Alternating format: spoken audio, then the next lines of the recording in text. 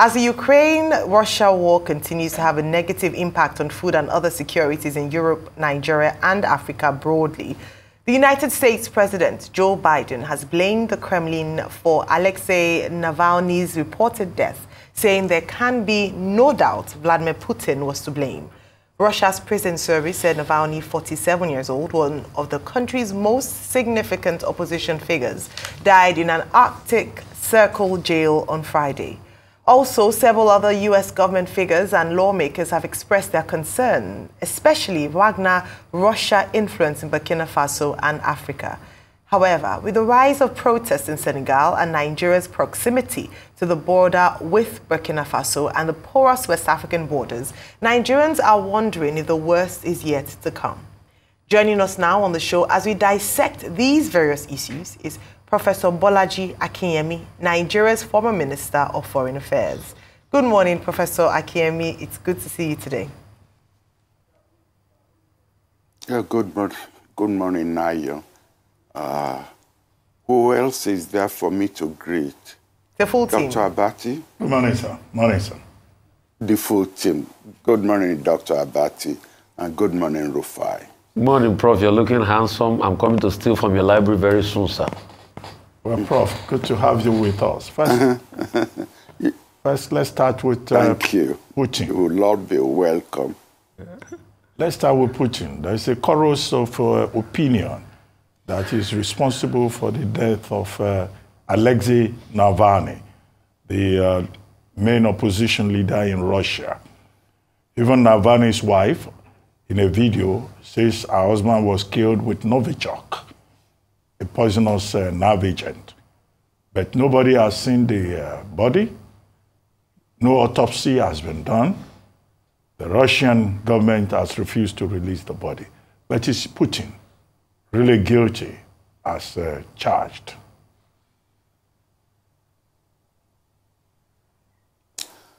Well, you know, I think when things like this happen,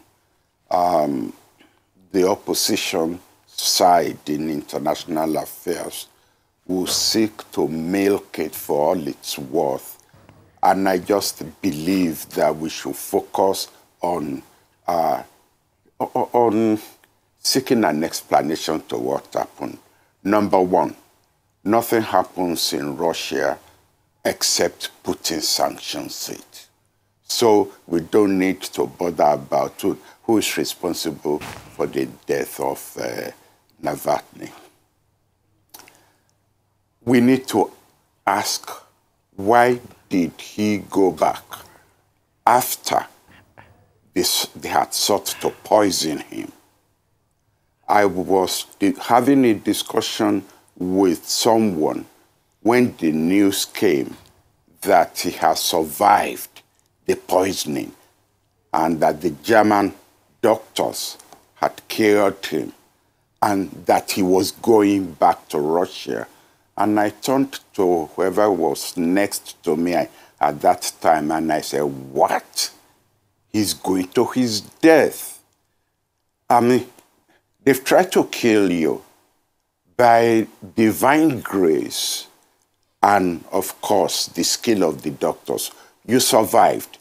And then you are going right back. And I said, they are going to kill him. It's just going to be a matter of time. You know, there is this trick of suicide syndrome in Russian politics. I'm not talking about what we read in history books. I'm talking about what we read in Russian literature books, focusing on the main character in Dostoevsky's books.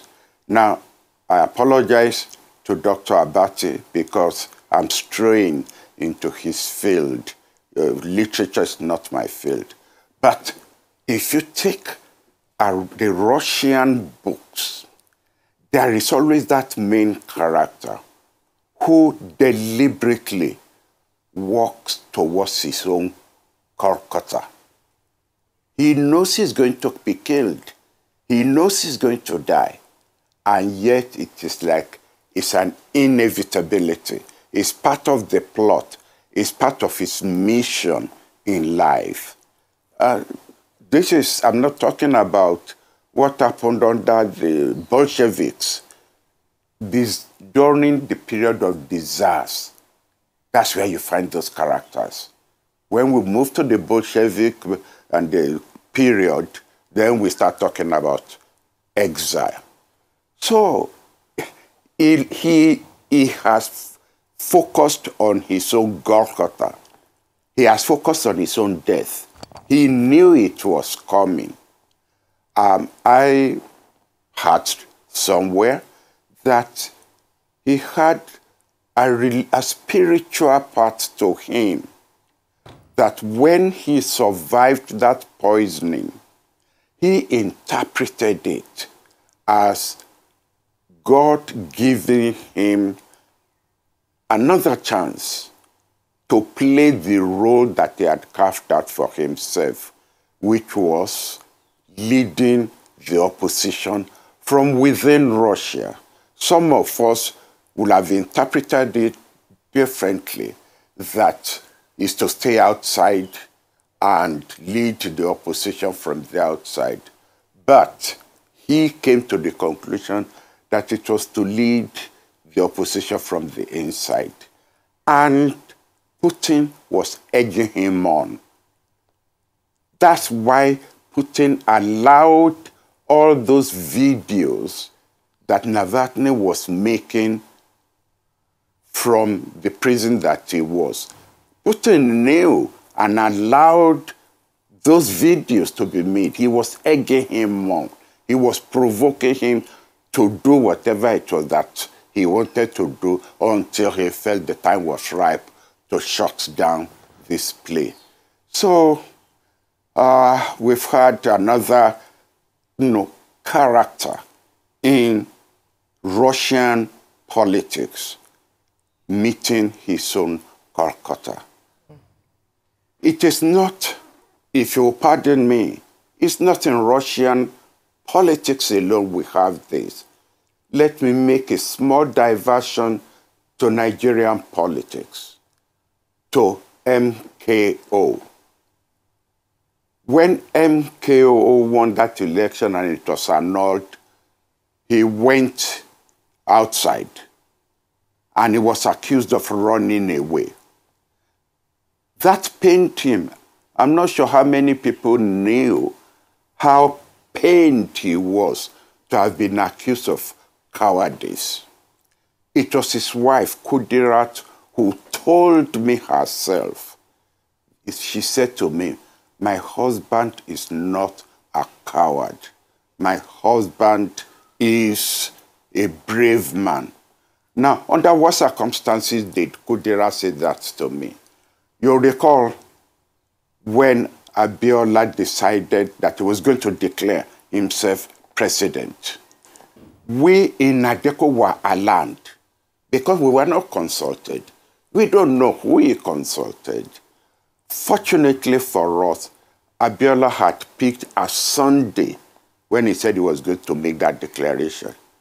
So we went to Archbishop Adetiloye and got a letter from him that Christians were among the supporters of Abiola and that they would be offended if he picked a Sunday to declare. So we took the letter, led by Chief Nahoro, to Abiola and gave him the letter. Typical Abiola's behavior, immediately said, there will be no declaration. I cannot afford to offend my Christian friends. So, and Nahoro asked him, but is there going to be another date? He said he will consult. And Nahoro said, please do your consultation extensively. Abiola thanked us and decided to walk us out to where our cars were parked. And Kudira said to me, Prof, please wait behind. So I waited, and she said to me, please, don't let them persuade him to change his mind. Right. People will again accuse him of being a coward. My husband is not a coward. My husband is a brave man. So here was Abiola walking towards his own Golgotha as well. He knew that confrontation with Abacha could only end one way. He could also have accepted the bail that was offered him.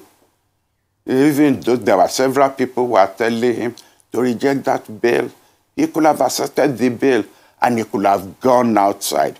But no, it was like his fate was sealed. So, in a way, we should not be surprised that Navalny was finally killed. Yes, I don't know how it took place, but he was finally killed. Yes. This is what happens in Russian history, and it had just happened. Another Navalny is going to step into the gap. But we're talking about We that, don't know Professor who it Akinyemi. is. There are two other prisoners. Yeah. Who, sorry? Yeah, I was just going to say that, talking about another Navalny coming in, his wife seems to be stepping up. I'm sorry, I can't hear you. Can you hear me, Prof? Professor Akinyemi, can you hear me? All right, we'll take, if you cannot hear. Okay, I can hear you now. All right, excellent. I was saying that, talking about another Navalny stepping up, you talk about other prisoners, but even his wife, Yulia, has also said that she wouldn't stop in the fight against the oppressors in Russia. Can you hear me, sir? Yes. Okay, all right, brilliant. Now, I can hear you. She's talked about that, and so it's interesting that you look at the issue of destiny, fate, when it comes to the death of men like Alexei Navalny. But beyond that, the question for me this morning is, who will stop Putin? Like you said, the cause of death hasn't been formally ascertained, even though there are concrete, a number of people have come out to say that it's possibly poisoning. As you've already highlighted, the President of America said the same thing. His wife, Yulia, has said the same thing. But when the announcement of his death was made, there wasn't a clear cause announced alongside. But the question to you this morning is, who will stop Putin? Or is Putin invincible? I ask this because he's done away, according to speculations, and very strong ones at that, he's done away with Navalny, his enemy.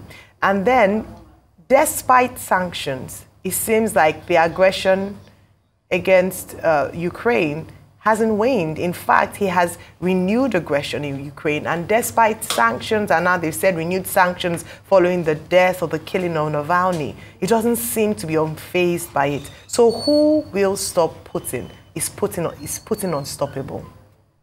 Professor Akinyemi, can you hear me? Yes, I can hear you. I'm straining. I can hear you.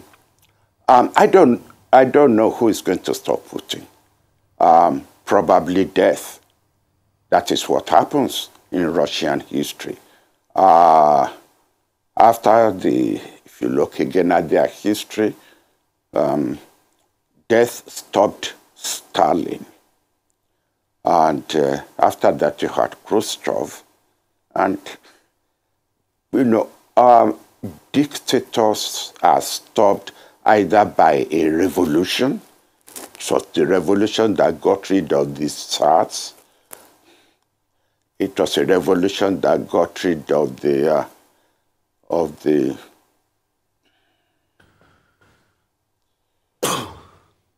it was a revolution that got rid of the emperor in France. It is usually death that gets rid of, and it was death that got rid of Abacha. So it's we just have to wait and see. But let me make this clear. Let me make this clear. The responsibility for the death of activists is not on the head of Putin alone. We are all victims of what we pick up on Western media. when Russia came into existence, it was so disorganized that it was on the way of becoming a failed state. And why? Because the CIA, the British Secret Service, Western Secret Service went into Russia, set up all these NGOs in the name of promoting democracy. But in fact, it was to destabilize Russia. And Russia was destabilized. And the mafia was having a playing ground. And it was then that the Russian oligarchs then decided they needed a strong man to stamp out all these destabilizing agencies called CSOs. And that's why they turned to Putin.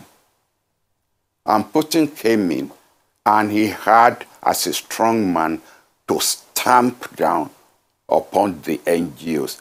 They are presented to us by the Western media as modernization agents. Frankly, they were NGOs that were being used by the West to destabilize Russia. And that's how we have got to the point where we are, where only death resolves the issue of activists versus Putin. So don't let us play into this, syndrome of good versus evil. Putin is not all evil, and the activists are not all angels. And I would like us to also remember this. Who killed Martin Luther King? Who killed Malcolm X? Who killed Robert Kennedy? Who even killed John F. Kennedy? All these people were killed within the United States by the deep state. So the deep state operates in all states, and they do their dirty deeds. So it's only death that probably will, not probably, it's only death that will remove Putin. Okay, so, but I thought we saw a little bit of invincibility, but you would say the chef could not marshal his kitchen properly. I'm talking about, Prigozhin, that almost marched on Putin recently before Prigozhin met his own death. Probably that will have been a part of history that will have tilted this for Putin. Another insight I'd like to bring to this conversation, because Prof, with you is insights, not questions, as it were. Secondly, would you say this was Boris Yeltsin's mistake? Because I'm a firm admirer of Putin, so I read tons of books on Putin. One precisely by Masha Gerson talked about the fact that Boris Yeltsin did bring him forward because of his loyalty when he was, deputy head of St. Petersburg, that's Putin. And he felt that was a loyal man. But at some point, when Boris Yeltsin started to fall sick, he saw another side of Putin that he didn't see. He's overreached for power. So could this also have been a big mistake on the part of Boris Yeltsin? Going for loyalty first and not seeing a man that self-aggrandizes himself to power. The third insight I'd like you to talk about is now that you have most of the Troika gone, one of the Troika gone, because there were three key guys that were against Putin. One was a certain oligarch called Mikhail Khodorkovsky. The other one was killed. In fact, two of the Troika is gone. A certain politician that served as Minister of Fuel in the government called Boris Nemtsov, and Alexei Navalny, which was even the smaller bit of the pie. Mikhail Khodorkovsky too was in jail for about 10 years, and he had an interview with Piers Morgan yesterday, and he talked about the fact that people not understanding the monster Putin grew into. So his assertion was that Putin was not this way when he started. Now that Nemtsov and, what's it called, has gone, how can we still, continue the work of civil society that was Mikhail Khodorkovsky's offense for funding, free Russia society and all of that within Russia? Because we cannot wait on death alone for Putin. Putin is 70, is in best of health, probably another 20 years. It will be a threat to global peace. If we continue to wait and say, oh, the cause of death should take its course like it happened with Ceausescu in Romania, it will be a global peace threat, like what is happening in Ukraine now. So the deepening of democracy through open society is another conversation I want to put forward.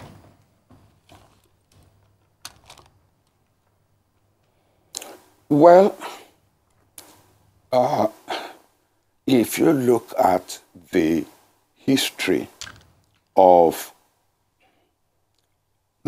members of the deep state in Russia, Putin had developed, well, it's a crude method, and there's nothing refined about pushing people, out of the window, or people falling off from the 23rd floor, or shooting down the plane carrying opposition people. He had developed a crude method of getting rid of opposition members by the only way he understands. Because don't forget where Putin came from. Putin came from the KGB, which then metamorphosed into FSB, whatever, FBI or federal, or anyway. FSB. Another version of the KGB. That's where he came from. That was his background. That's the only thing he understands. So people who say we didn't know that there was a ruthless side to Putin, no, that's just a rethink. If you are part of the deep state and you want to clean up the system, you will put your most ruthless candidate forward. And of course, until he got absolute power, he's not going to show that ruthless side. And that's the ruthless side that is showing and that we are seeing. Now, I think Ayo raised the question of Ukraine. Please follow my trend of thoughts this morning. I have been, and I said it on your program several times, that is Ukraine being set up for its own Golgotha in the way in which the Western Alliance has handled the defense of Ukraine. In the history of war, I have never known any occasion where one side tells the other side the weapons is going to put in the field, the weapons that is going to deploy. Secrecy is part of the weapon that you use. But NATO was always telling the whole world, we are now supplying Ukraine with, Abraham tanks. We are now supplying Ukraine with these missiles. And when they make the announcement about the supply, it takes 6 months before they start the supply. And it takes again several months before Ukraine deploys these weapons in the field. You've given the Russians sufficient time to take countermeasures by which they will counter Ukraine. And I keep saying, are they setting up Ukraine for its own Golgotha? Are they setting up Ukraine actually for destruction? And now look where we are. where the main supporter of Ukraine, which is the United States,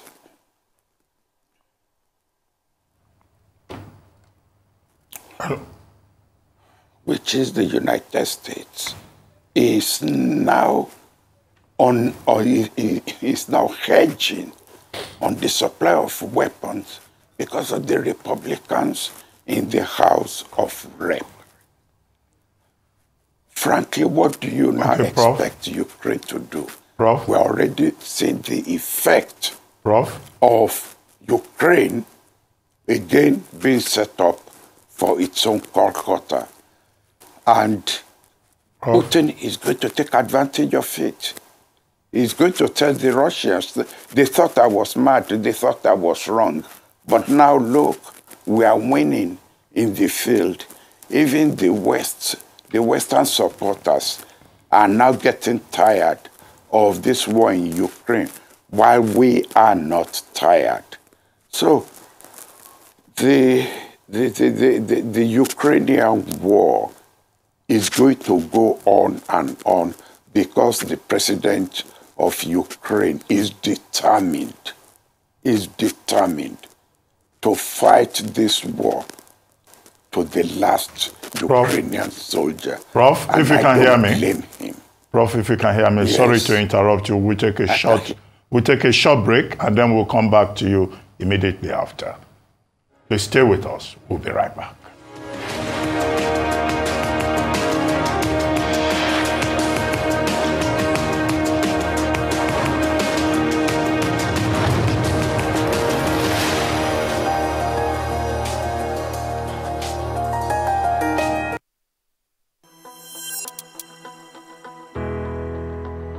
Hello, my name is Odumba Taiwo. I was once a hairstylist, but I wasn't having much passion in it because I was forced to do that. And the only person that understand my feeling was my church pastor, who introduced me into this training that's Afro Fidelity and helped me to apply for it. And it was just like a dream come true for me. My name is Engineer Joy Obi, popularly known as Lady Benz Auto Mechanic, Nigeria's first female Mercedes-Benz specialist. I met Fidelity a year ago to partner with me, and partnering with Fidelity has been a very huge relief for me. There's a lot of people out there who actually want to acquire these skills, but they don't have the opportunity. Platforms such as this provide the opportunity to drive the necessary conversations around promoting a world free of gender bias. We are Fidelity. We keep our... As a player, there's nothing better than the roar of your crowd. But in Nigeria, there's a roar that may not be heard again. With fewer than 50 lions left, they could be extinct in the next few years, from loss of habitat and prey, and snares set for illegal bushmeat. So please, say no to illegal bushmeat. Let's keep the roar alive for Nigeria, because poaching steals from us all.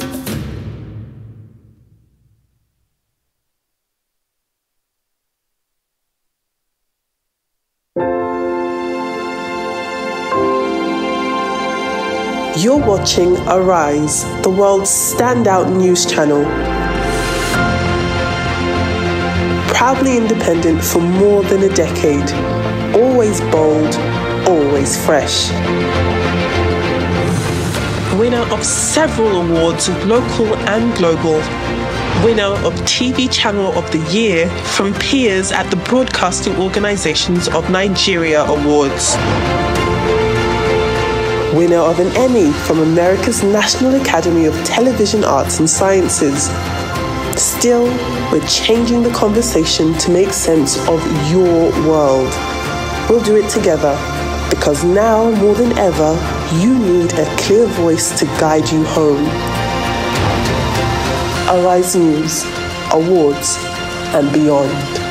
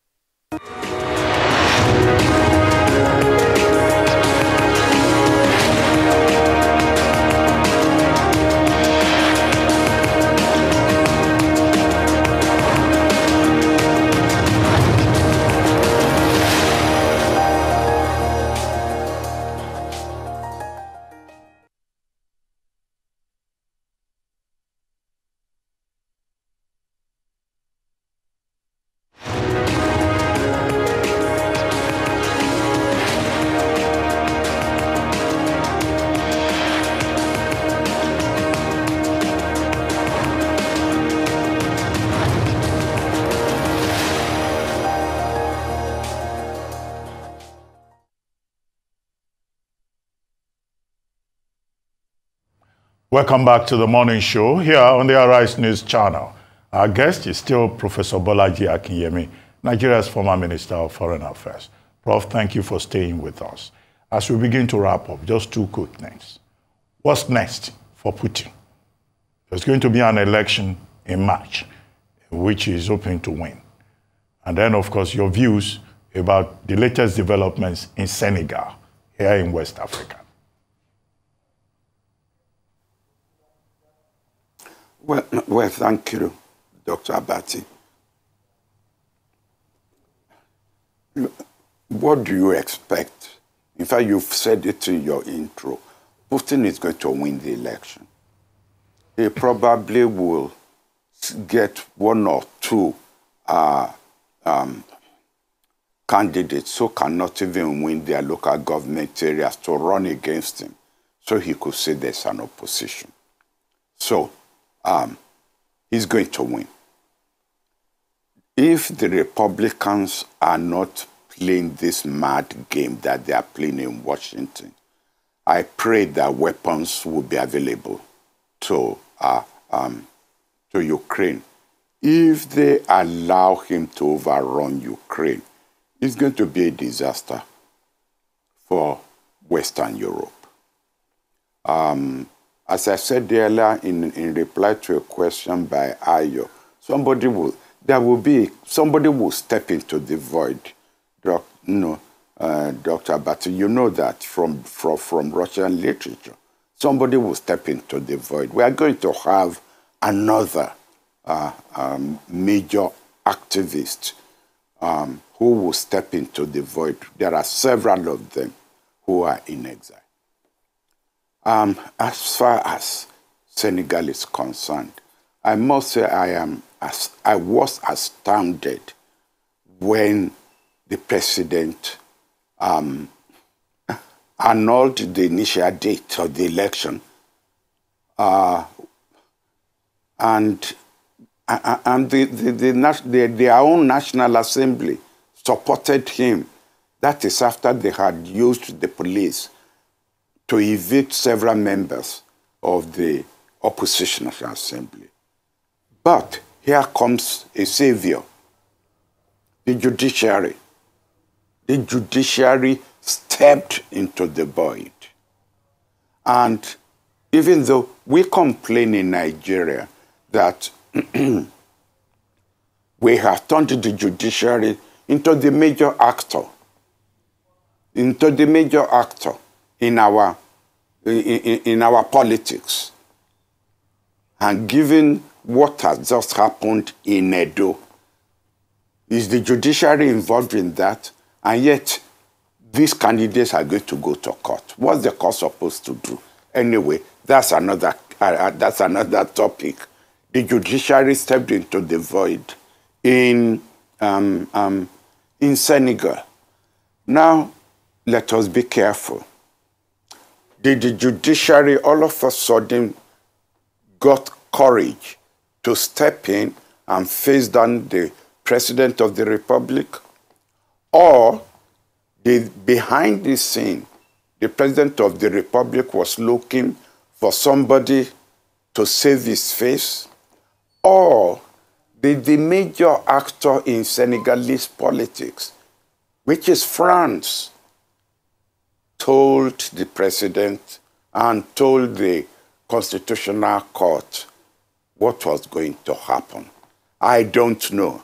And it will take us time for somebody to leak what I will. But the thing is that the Constitutional Court saved Senegal from descending into chaos, saved ECOWAS from another conundrum when it has not sorted out the issue of the Three Musketeers. But the president of Senegal has done us no favors at all